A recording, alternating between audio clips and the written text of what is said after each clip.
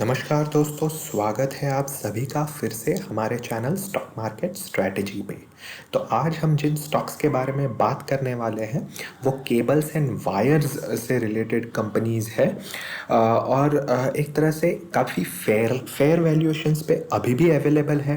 यहाँ पे जब निफ्टी अभी 13,000 के आसपास है तो मेरे हिसाब से अभी भी काफ़ी फेयर वैल्यूएशंस पे अवेलेबल है ये सारे ही स्टॉक्स। तो आप सोच सकते हैं एक तरह से लॉन्ग टर्म इन्वेस्टमेंट इनिशिएट करने का इन स्टॉक्स में। तो हमेशा की तरह हम इन स्टॉक्स का एक कंपैरेटिव एनालिसिस करेंगे। हम देखेंगे इन स्टॉक्स के फ्री कैश फ्लोज कैसे हैं, इनके नेट प्रॉफिट्स कैसे रहे हैं पिछले 5 साल के एवरेज में, इनके वैल्यूएशंस कैसे हैं अभी इस लेवल पे, कैसे रिटर्न्स बना के दिए हैं इन्होंने अपने निवेशकों को पिछले 6 मंथ्स में। हम ये भी देखेंगे इनका ROCE कैसा है। तो ये पूरे कंपैरेटिव एनालिसिस के बाद हम ये जानेंगे कि इनमें से सबसे बेहतरीन, सबसे बेस्ट स्टॉक कौन सा है जिसमें आप एक तरह से लॉन्ग टर्म इन्वेस्टमेंट इनिशिएट कर सकते हैं। तो वीडियो को अंत तक देखें और चैनल को सब्सक्राइब ज़रूर करें।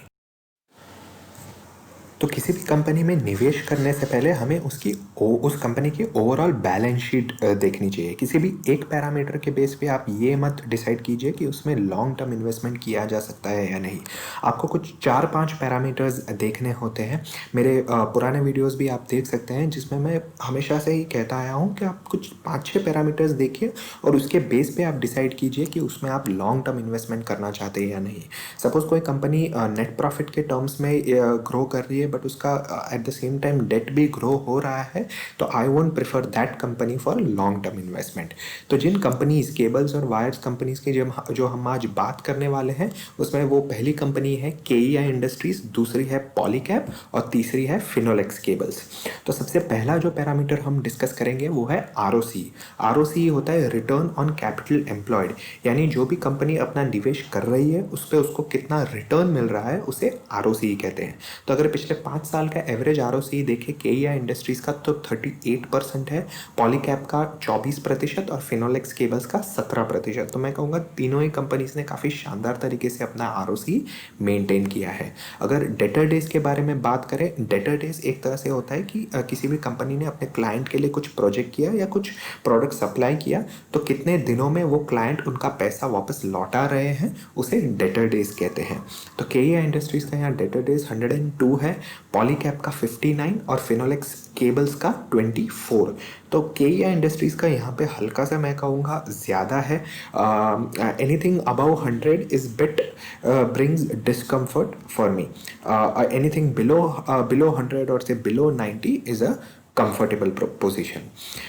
अगर इनके फ्री कैश फ्लोज के बारे में बात करें एज ऑन मार्च 2020 तो KEI इंडस्ट्रीज़ के -103 करोड़ है, पॉलीकैब के -84 करोड़ और फिनोलेक्स के आप देख सकते हैं सबसे अच्छे हैं 221 करोड़। तो यहाँ मैं कहूँगा KEI और पॉलीकैब के ख़राब नहीं है इतना। इन अ वे यूजुअली होता है माइनस में भी, इसका मतलब है कि ख़राब नहीं, क्योंकि कोई भी कंपनीज रहती है वो एक तरह से अपने एक्सपांशन प्लान्स में वो कोई भी उनके पास अगर कैश फ्लो रहता है तो अपने एक्सपांशन प्लान्स में लगा देते हैं ये कंपनीज। अगर इन कंपनीज का डेट टू इक्विटी रेशियो देखें तो यहाँ पे KEI इंडस्ट्रीज का 1.12 है, पॉलीकैब का 0.27 और फिनोलेक्स केबल्स का 0.01। तो any debt to equity ratio से अबाउ 1 इज बिट अनकंफर्टेबल। अगर बिलो 1 है, यहाँ पे देख सकते हैं हम पॉलीकैब और फिनोलेक्स केबल्स का काफ़ी अच्छी तरीके से इन लोगों ने मेंटेन किया है अपना डेट। अगर इन कंपनीज का पिछले 5 साल का एवरेज नेट प्रॉफिट देखें कंपाउंडिंग टर्म्स में तो KEI इंडस्ट्रीज का 40% है, पॉलीकैब का 29% और फिनोलेक्स केबल्स का 9%। तो KEI और पॉलीकैब ने काफ़ी शानदार तरीके से सस्टेन किया है ईयर ऑन ईयर अपना नेट प्रॉफिट। फिनोलेक्स केबल्स का ख़राब नहीं है बट मैं कहूँगा कि from the standards of Polycab and KEI industries यहाँ पे हल्का सा कम है। तो चलिए अब देख लेते हैं इन कंपनी के अभी वैल्यूएशंस कैसे हैं, whether they are fairly valued, whether they are over valued और दे आर अंडर वैल्यूड, और पिछले 6 मंथ्स में इन तीनों ही कंपनीज ने अपने निवेशकों को कैसा पैसा बना के दिया है उसके बारे में भी डिस्कस करते हैं। और अंत में हम ये भी जानेंगे कि इन तीनों कंपनीज में से सबसे बेस्ट कंपनी कौन सी है जिसमें आप एक तरह से लॉन्ग टर्म इन्वेस्टमेंट इनिशिएट कर सकते हैं। किसी भी कंपनी के जब हम वैल्यूएशंस के बारे में बात करते हैं तो उस कंपनी का हम price to earning ratio check करते हैं। तो आप यहाँ देख सकते हैं केईआई इंडस्ट्रीज का पी 15 है, पॉलीकैब का 18 और फिनोलेक्स केबल्स का 15। तो स्टार्टिंग में जैसे मैंने बोला कि ये कंपनीज अभी भी एक फेयर वैल्यूएशंस पे अवेलेबल है। रीज़न है ये तीनों ही कंपनीज का अभी 52 वीक हाई देखे तो काफ़ी ऊपर है compare to their current stock price.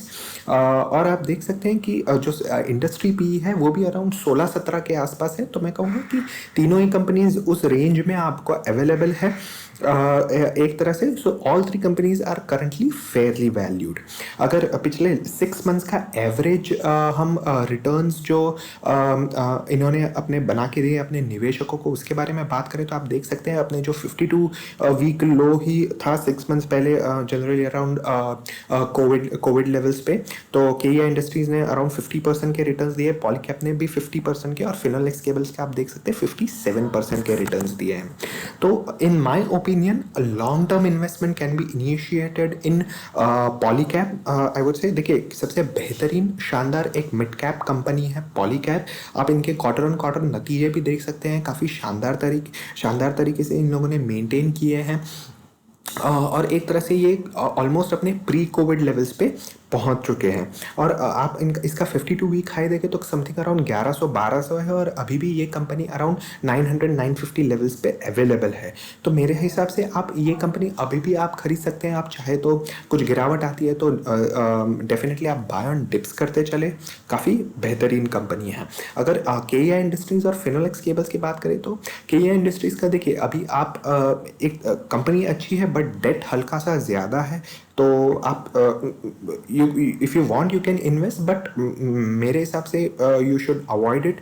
Even Finolex cables company अच्छी है बट ग्रो नहीं कर रही है। एक तरह से आप ग्रोथ देखें नेट प्रॉफिट के टर्म्स में और ओवरऑल जो ऑपरेटिंग प्रॉफिट मार्जिन है वो भी उनका ईयर ऑन ईयर ग्रो नहीं कर रहा है। But compare to that Polycab ने काफ़ी शानदार तरीके से ये कंपनी ग्रो हो रही है। तो ये थी मेरी राय इन तीनों कंपनीज़ के बारे में। कोई भी इन्वेस्टमेंट करने से पहले आप अपनी एनालिसिस कीजिए, आप अपनी रिसर्च कीजिए, अपने फाइनेंशियल एडवाइज़र को कंसल्ट कीजिए, फिर ही किसी भी प्रकार का आप निवेश कीजिए क्योंकि पैसा अल्टीमेटली आपका है। And stay tune for more such update with stock market strategy. और हाँ, चैनल को सब्सक्राइब करना बिल्कुल ना भूलें क्योंकि सब्सक्रिप्शन इज़ एब्सोल्युटली फ्री।